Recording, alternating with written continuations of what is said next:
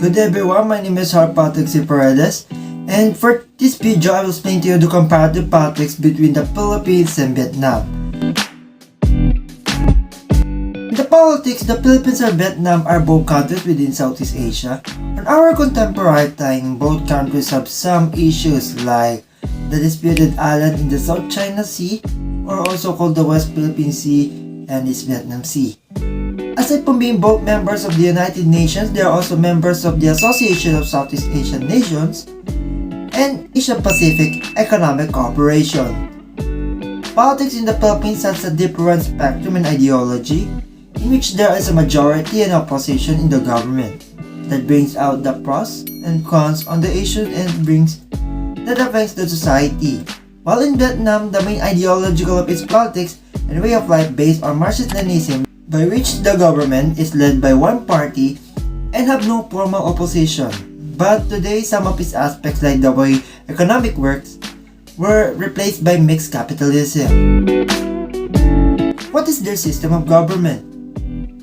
The system of governments in both countries recognize the sovereignty of its people to lead the country, but it differs in how their leadership works and what legal organizations are allowed for.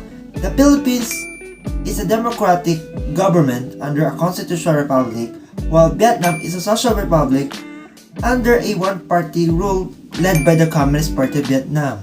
The Philippine government has three equal branches of government, which is the executive, legislative, and judicial. The executive branch is headed by the president, by which he is the head of state and government of the country. The legislative branch is called the Congress, consisting of the House of Representatives as the lower house and the Senate as the upper house. The judiciary is headed by the Chief Justice of the Supreme Court. The President and Vice President, together with the members of the Senate and the House of Representatives, are elected by the people whether they are aligned with the political parties or not.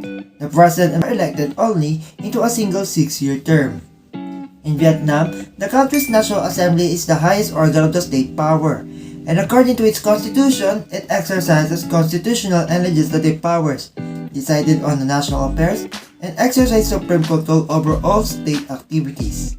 The President is the head of state and the Prime Minister is the head of government. They are both members and elected by the National Assembly itself. The President of the Supreme Court, the head of the Supreme People's Procuratorship, the President of the National Council of Election, the head of state audit, are also elected by the National Assembly. The members of the National Assembly are elected into a 5-year term. Only the Communist Party of Vietnam, together with the members of the Vietnamese Fatherland Front and Independent, are the only eligible alignment to be qualified candidate for an election by which they are also chosen by the people. Though, since Vietnam is a one-party social state, the election of the National Assembly for all highest positions in the state are only for formality, and all the people assigned in it are members of the Politburo of the Communist Party. The General Secretary of the Communist Party of Vietnam, on the other hand, is the highest political power in the country, since his head the party's Central Military Commission and the party's Central Committee. Economics of the Philippines and Vietnam had become thriving entering the 21st century due to some reforms and techniques to attract and encourage foreign investments. The economic status of the Philippines is primarily considered a newly industrialized country due to its shift from agricultural base to more on service and manufacturing hub, while Vietnam economic status was shifted from highly centralized command economy into a mixed social-oriented market economy. Unlike the Philippines, where the foreign ownership is limited to only 60%, Vietnam on the other hand is allowed 100% on foreign ownership on some business like trading, IT, manufacturing, and education. Both countries are known for their agricultural exports. The Philippines' main agricultural exports are coconut products like copra, banana, and pineapple, while Vietnam's main agricultural products are rice, vegetables, coffee, cashew, rubber, timber, and wood products, seafood like shrimp and pangasius.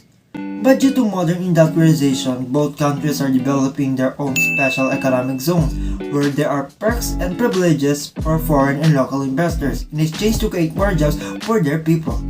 As of now, Philippines and Vietnam have the largest economy, based on their GDP, with Philippines ranked 40th with the country's worth of $30.9 billion, while Vietnam ranks number 47 with country's worth of $245.2 billion. Note that the dollars in this equation are equivalent to US dollars. The Philippines and Vietnam had a dramatic history and strong diplomatic relationship. I just to compare them because they have some similarities. Filipino and Vietnamese are both colonized by Western countries, which French in Vietnam, while Spaniards and Americans in the Philippines. Both countries also have a large population in the world, with Philippines ranked number 38 with a population of 111 million plus people, and Vietnam ranked 50th with a population of 98 million plus people. After Vietnam War and the Cold War era, the two countries started to create a friendly bilateral relationship, and when Vietnam shifted into a mixed socialist-oriented market economy, the two countries became more competitive in terms of their import and export trade with each other. That is for my explanation. Thank you very much, and I hope you would understand it, and God bless everyone.